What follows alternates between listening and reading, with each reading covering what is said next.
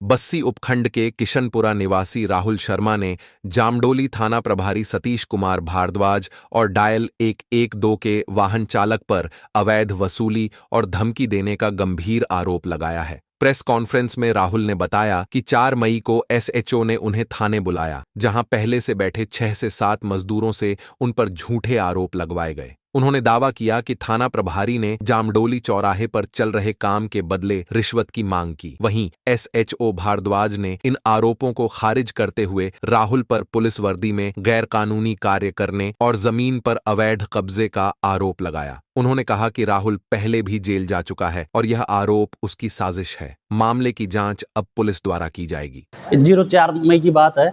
04 मई को किसी कारणवश एसएचओ सतीश भारद्वाज जी जामडोली थाना, उन्होंने मेरे को बुलाया। बुलाने के दौरान मैं और मेरे 2 मित्र उनके साथ गए वहाँ। उन्होंने वहाँ पहले भी किसी और को बुला रखा था पहले से ही। जैसे मैं वहाँ गया तो उन्होंने मेरे को पूछा कि आप किसी मकान पर कब्जा कर रहे हो क्या? मैंने मना कर दिया कि मैं इन आदमी को जानता भी नहीं। उन्होंने भी ये कहा कि हम आपस में कोई हमारा संपर्क है नहीं।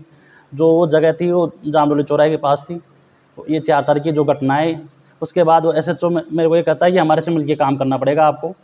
तो फिर मेरे से पैसे की डिमांड करने लगा वो 3 लाख रुपये। उसने जो राशि बताई, राशि के दौरान मैंने ये कहा, उस मेरे को धमका दिया। धमकाने के दौरान मुझे आधा 1 घंटे तक मुझे थाने में बैठा के रखा।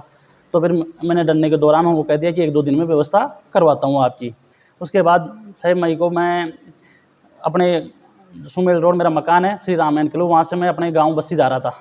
बस्सी के दौरान 112 चालक का पहले मेरे पास फ़ोन आता है सुबह के टाइम, भाई कहाँ हो आप? तो उस टाइम में था कानोता। तो मैंने उस टाइम झूठ बोल के उनको कह दिया घर। तो उस टाइम भी मेरे घर पे 2 गाड़ियाँ गई।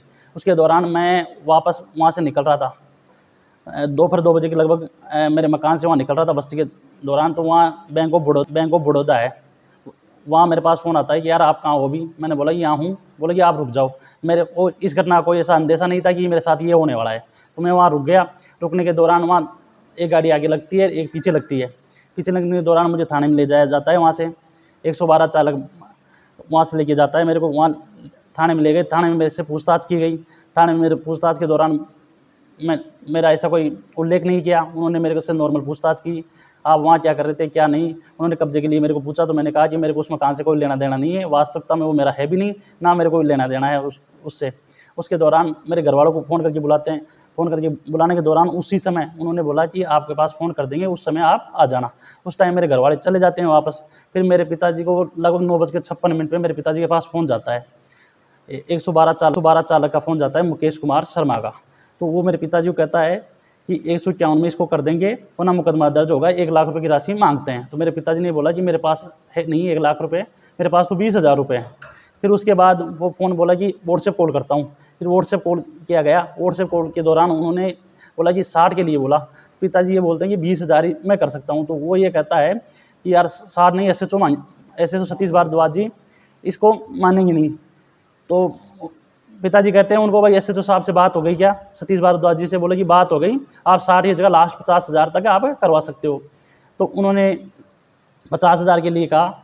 50,000 कहने के दौरान हमारे पिताजी ने व्हाट्सएप कॉल की भी रिकॉर्डिंग कर ली। और बाकी मेरा इस मामले से ऐसा कोई मेरा लेना देना भी नहीं है, ना मेरे को इस मामले को कोई मेरे को जानकारी है। उसके बाद पुलिस ने मेरे को बदनाम करने के लिए किया गया, मेरी पेपरबाजी की गई। पेपरबाजी में एक रिपोर्ट के लिए कहा गया। ना मेरे खिलाफ कोई परिवाद है इस ज़मीन के संदर्भ में, ना मेरे खिलाफ कोई एफआईआर दर्ज की गई। बाकी पुलिस ने मेरे को बदनाम करने का कार्य किया है यहाँ। और पुलिस ने मेरे से जो पैसे की डिमांड की है, मैंने पैसे नहीं दिया, इसलिए उन्होंने पेपरबाजी कर दी। आपने कहा कि पुलिस ने कहा कि हमको हमारे साथ करने पड़ेगा। वो जो कब्जा कर रहा था मैं, तो कब्जे के दौरान ये कहा कि हमारे को पैसे देना पड़ेगा। आप तो बोले कब्जा कर ही रहे थे। तो मैंने मना कर दिया, नहीं कर रहा था मैं कब्जा नहीं कर रहा था वहाँ।